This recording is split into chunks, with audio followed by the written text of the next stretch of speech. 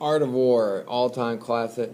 Sun Tzu or Zhu, I'm not sure exactly how to say that. I don't speak Chinese, sorry. But The Art of War is an all-time classic, and it applies, of course, to war and battle plan, but it applies to any type of competition, business, and it's a little hard to understand. He speaks or writes in it a little different way, but the basic premise, what I took from the book, which I've read a couple of times, is, planning and preparation is so important. But then you also got to take action as well. But detailed planning. And a lot of people, not just planning what you're going to do, but also planning and anticipating what your opponent or your competitor is going to do as well.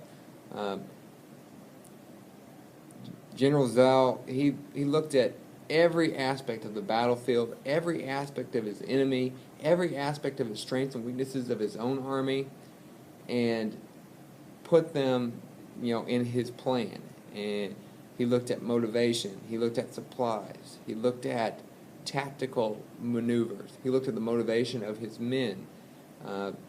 And that's what a leader has to do. If you're leading a business, or you're a leader on a team, or you're leading a family, you need to look at every aspect of what is going on to make the best plan and then take action towards that plan. And you have to be totally committed. He talks about burning the boats, when they invaded somewhere, so that his men knew they could not retreat. They had to win.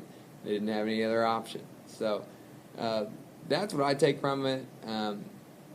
He has all kinds of probably pretty solid military advice. Of course, it's a little different technology now than when he wrote this way in ancient times, but it's the planning and preparation, motivation, and looking at all aspects of what you're trying to do, and then taking action on it that is, I think, the great thing of with this book. Is why many people read it for business as well. I highly recommend reading it for business.